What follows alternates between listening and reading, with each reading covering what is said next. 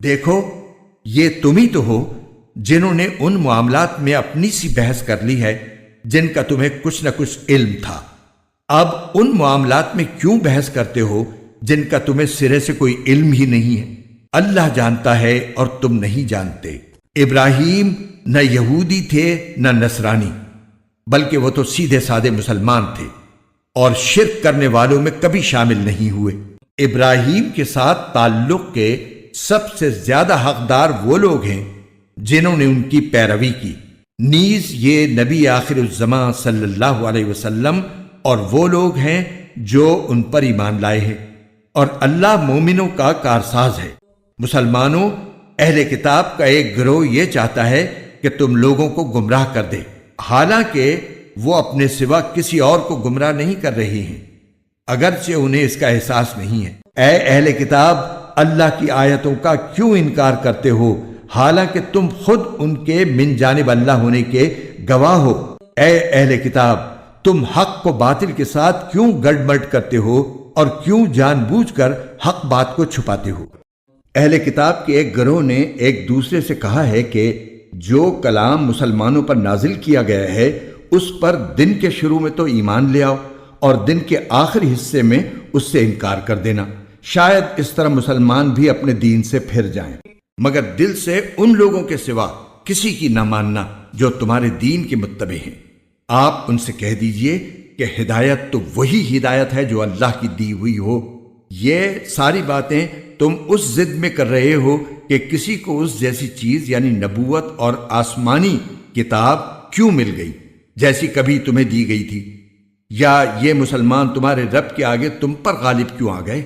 آپ کہہ دیجئے کہ فضیلت تمام تر اللہ کے ہاتھ میں ہے، وہ جس کو چاہتا ہے دے دیتا ہے، اور اللہ بڑی وسعت والا ہے، ہر چیز کا علم رکھتا ہے۔ وہ اپنی رحمت کے لیے جس کو چاہتا ہے خاص طور پر منتخب کر لیتا ہے، اور اللہ فضل عظیم کا مالک ہے۔ اہل کتاب میں سے کچھ لوگ تو ایسے ہیں کہ اگر تم ان کے پاس دولت کا ایک ڈھیر بھی امانت کے طور پر رکھوا دو تو وہ تمہیں واپس کر دیں گے، اور انہی میں سے کچھ ایسے ہیں کہ اگر ایک دینار کی امانت بھی ان کے پاس رکھواؤ تو وہ تمہیں واپس نہیں دیں گے، الا یہ کہ تم ان کے سر پر کھڑے رہو۔ ان کا یہ طرز عمل اس لیے ہے کہ انہوں نے یہ کہہ رکھا ہے کہ امیوں یعنی غیر یہودی عربوں کے ساتھ معاملہ کرنے میں ہماری کوئی پکڑ نہیں ہوگی، اور اس طرح وہ اللہ پر جان بوجھ کر جھوٹ باندھتے ہیں۔ بھلا پکڑ کیوں نہیں ہوگی؟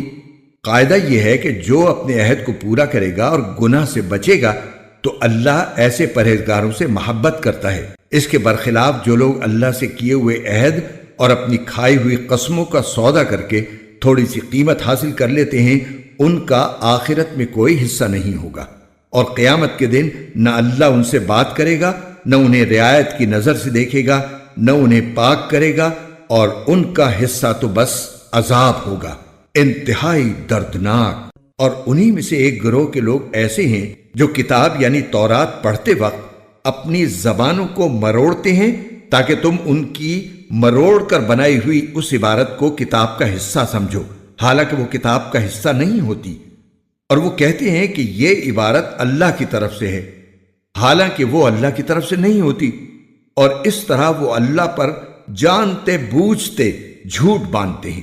یہ کسی بشر کا کام نہیں کہ اللہ تو اسے کتاب اور حکمت اور نبوت عطا کرے اور وہ اس کے باوجود لوگوں سے کہے کہ اللہ کو چھوڑ کر میرے بندے بن جاؤ۔ اس کے بجائے وہ تو یہی کہے گا کہ اللہ والے بن جاؤ، کیونکہ تم جو کتاب پڑھاتے رہے ہو اور جو کچھ پڑھتے رہے ہو اس کا یہی نتیجہ ہونا چاہیے۔ اور نہ وہ تمہیں یہ حکم دے سکتا ہے کہ فرشتوں اور پیغمبروں کو معبود قرار دے دو۔ جب تم مسلمان ہو چکے تو کیا اس کے بعد وہ تمہیں کفر اختیار کرنے کا حکم دے گا؟